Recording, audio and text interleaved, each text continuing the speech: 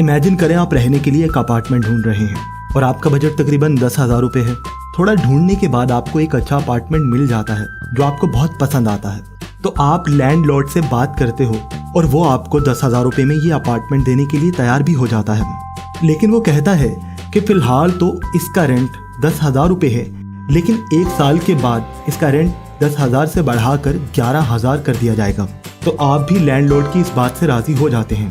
तो 1 साल के बाद लैंडलॉर्ड आपको कॉल करके बोलता है कि अगले महीने से आपको रेंट 11,000 रुपये देना होगा। तो आपको लैंडलॉर्ड की इस बात से कुछ खास फर्क नहीं पड़ता और अगले महीने से आप 11,000 रुपये देने लगते हो। लेकिन अब मैं आपको एक और एग्जाम्पल देता हूँ। इस एग्जाम्पल में बाकी सब कुछ सेम है, वही अपार्टमेंट, वही लैंडलॉर्ड और वही रेंट। लेकिन यहाँ आपका लैंडलॉर्ड आपको ये नहीं बताता कि 1 साल के बाद वो रेंट बढ़ा देगा। तो 1 साल गुजरने के बाद लैंडलॉर्ड आपको कॉल करके कहता है कि आपको अगले महीने से 11,000 रुपये रेंट देना है।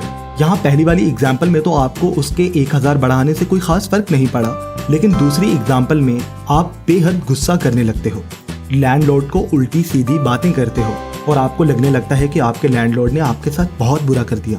यहाँ इस दूसरी एग्जाम्पल में आप इतना जहनी दबाव और अफसोस का शिकार इसलिए होते हो क्योंकि आप अपनी लाइफ से और लोगों से सही उम्मीदें नहीं रखते। हम ये एक्सपेक्ट करते हैं कि हमारे साथ कुछ बुरा हो ही नहीं सकता, और फिर जब कुछ बुरा हो जाता है तो हम अचानक से बहुत स्ट्रेस लेने लगते हैं और अपनी हालत खराब कर लेते हैं। हमें पता होना चाहिए कि हमारी लाइफ में प्रॉब्लम्स आएंगी, बीमारियां आएंगी, नाइंसाफियां होंगी, अपने धोखा देंगे, चीट करेंगे, झूठ बोलेंगे, अपने फायदे के लिए लड़ेंगे और भी बहुत सी बुरी चीजें हो सकती हैं। हम जो भी दूसरों के साथ होता देखते हैं वो कल को हमारे साथ भी हो सकता है। चले मैं आपसे एक सवाल करता हूँ। फॉर एग्जाम्पल, आप लैंडलॉर्ड हो, आपने एक अपार्टमेंट 10,000 रुपये में रेंट पर दिया हुआ है, तो क्या आप नहीं चाहोगे कि 1 साल के बाद आप रेंट बढ़ाओ और उससे ज़्यादा कमाओ? तो आपका जवाब होगा बिल्कुल, मैं ज़्यादा कमाना चाहूँगा। तो अगर आप ऐसी एक्सपेक्टेशंस रखते हो तो आपको लैंडलॉर्ड के रेंट बढ़ाने पर भी गुस्सा नहीं आना चाहिए। हमें उम्मीद रखनी चाहिए कि लाइफ में कभी भी कुछ भी बुरा हो सकता है, और अगर आप ऐसा सोचते हो कि मेरे साथ कभी भी बुरा नहीं हो सकता, तो आप अपनी लाइफ को गलत एक्सपेक्टेशंस के साथ जी रहे हो, क्योंकि अनसर्टेनिटी और चेंजेस ही एक्चुअल लाइफ है और हमें उससे भागना भी नहीं चाहिए, बल्कि एक्सपेक्ट करना चाहिए कि कुछ भी हो सकता है। मेरी इन बातों का मतलब ये बिल्कुल नहीं है कि हमेशा अपने फ्यूचर को लेकर नेगेटिव रहो या किसी पर ट्रस्ट ना करो, बिल्कुल नहीं। लेकिन ऐसा भी नहीं है कि लाइफ में सब मेरे मुताबिक ही होगा। लाइफ में चेंजेस आएंगे, बुरा वक्त कभी भी आ सकता है। तो नेगेटिव नहीं बल्कि रेडी रखो अपने आप को हर तरह की सिचुएशन के लिए। So first big idea is, अगर आप किसी बात को लेकर बहुत ज़्यादा परेशान हैं जिसे कंट्रोल करना आपके बस में बिल्कुल नहीं है, हकीकत में आप परेशान उस बात से नहीं हो बल्कि परेशान उस एक्सपेक्टेशन से हो जो आपने उस बात से लगाई हुई है, और आपके पास किसी भी लम्हे इसको ख़त्म करने की ताकत है। और यही चीज़ लाइफ के हर पहलू में अप्लाई हो सकती है। मुझे याद है जब पहली दफ़ा मेरे करीबी दोस्त ने मुझे चीट किया था तो मुझे बहुत गुस्सा आया था और मैं कई दिन डिप्रेशन में रहा। लेकिन कुछ टाइम पहले जब उसने मुझे दोबारा चीट किया तो मुझे उस बात से कोई ख़ास फ़र्क नहीं पड़ा, क्योंकि मेरी एक्सपेक्टेशन उससे यही थी कि वो मुझे कभी भी चीट कर सकता है या धोखा दे सकता है। तो मैं रिकमेंड करूँगा कि आप अपनी लाइफ में ऐसी सिचुएशन को बैलेंस करना सीखें। तो अगर मैं अपने किसी फ्रेंड के साथ बाहर होता हूँ तो बार बार ये सोचकर पागल नहीं होता कि कभी ये मुझे चीट करेगा या धोखा देगा, बल्कि मैं उस मोमेंट को एंजॉय करता हूँ। लेकिन अगर ऐसा हो भी जाता है कि वो मुझे चीट कर दे या धोखा दे तो मैं ज़्यादा डिप्रेस या गुस्सा नहीं करूँगा, क्योंकि ये एक रीजनेबल एक्सपेक्टेशन है कि वो मुझे अपने फ़ायदे के लिए कभी भी धोखा दे सकता है। क्योंकि फ्रेंडशिप नाम की चीज़ जब से इस दुनिया में आई है तभी से ये चीटिंग और धोखा भी बहुत बढ़ चुका है। नेक्स्ट बिग आइडिया, आप अपने माइंड को और पावर को खुद कंट्रोल कर सकते हो, और जब आपको ये रियलाइज हो जाता है you will find the strength in yourself. वापस उसी एग्जाम्पल की तरफ चलते हैं जहां आपका लैंडलॉर्ड आपको पहले से बाखबर नहीं करता और आपका रेंट 10,000 से बढ़ाकर 11,000 रुपये कर देता है, और आप बिल्कुल भी नाराज नहीं होते, क्योंकि ये कोई सरप्राइजिंग बात नहीं है, क्योंकि ये एक रियलिस्टिक एक्सपेक्टेशन है जो आपको अपने लैंडलॉर्ड से करनी चाहिए। दूसरी बात, आपका कंट्रोल लैंडलॉर्ड पर तो नहीं हो सकता, तो कम से कम आपका अपने माइंड पर तो कंट्रोल है। अगर आपको ये डील अच्छी नहीं लगी या आपका बजट उतना नहीं है तो आप कहीं और रहने का इंतजाम कर लें जो आपके बजट में हो। लेकिन अगर आपको उसकी इस डील से कोई फर्क नहीं पड़ा या कोई मसला नहीं, तो आप खुशी से बाहर रह सकते हो। आपको उसके एक्शन से कोई स्ट्रेस नहीं लेना बल्कि अपने माइंड को कंट्रोल करके खुश रहना है। थर्ड बिग आइडिया, अगर आपको कोई बुरा भला कहता है या तकलीफ देता है तो सबसे पहले आप उस इंसान के कैरेक्टर को जानने की कोशिश करो कि वो किस तरह का इंसान है।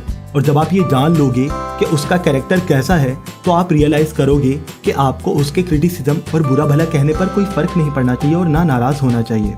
हम डेली बेसिस पर बहुत से लोगों के अलग अलग क्रिटिसिज्म को फेस करते हैं, जिसे डील करने के बहुत से तरीके हैं, लेकिन मार्कस ऑरेलियस कहते हैं कि कभी भी कोई भी कामयाब और अच्छी जिंदगी गुजारने वाला आपको कभी आपके काम के बारे में या किसी के कैरेक्टर को लेकर क्रिटिसाइज नहीं करेगा।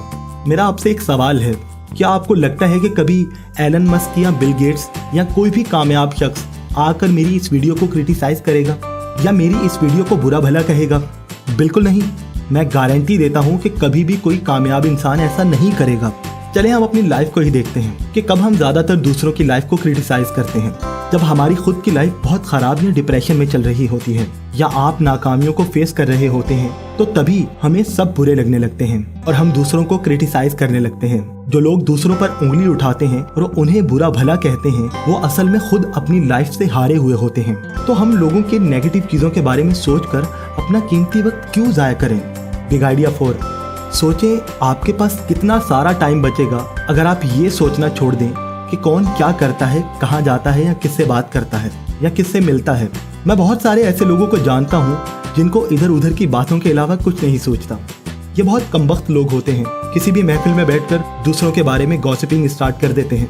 तुमने देखा वो क्या करता है, तुम्हें पता है वो ऐसा है, तुमने सुना हमारी गवर्नमेंट ने क्या किया, तुम जानते हो उसका उसके साथ अफेयर चल रहा है, उसका और उसका ब्रेकअप हो गया। और ऐसे लोगों को देखकर मैं ये सोचता हूँ कि तुम खुद क्या कर रहे हो? तुम किसी के भी पास बैठकर दूसरे के बारे में खराब खराब बातें ही बोलते रहते हो। हाँ, माना कि कई बार हमें बहुत सारी चीजें बहुत बुरी लगती हैं, बहुत सारी बातें हमारे मुताबिक नहीं होती जिन्हें हम सारा सारा दिन बैठकर क्रिटिसाइज कर सकते हैं, लेकिन क्या हमें इन बेकार की बातों पर टाइम जाया करना चाहिए?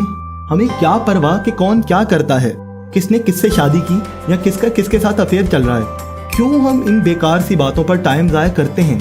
हम 1 घंटे के लिए वॉक पर जाकर नेचर को एंजॉय करें या घर बैठ के दूसरों को क्रिटिसाइज करें और बस यही सोचते रहें कि कौन क्या करता है। Who cares? क्या इससे किसी की हेल्थ पर कोई फर्क पड़ेगा? बिल्कुल नहीं। तो दोस्तों, ये बातें मैंने आपको मेडिटेशंस बाय मार्कस ऑरेलियस से बताई हैं।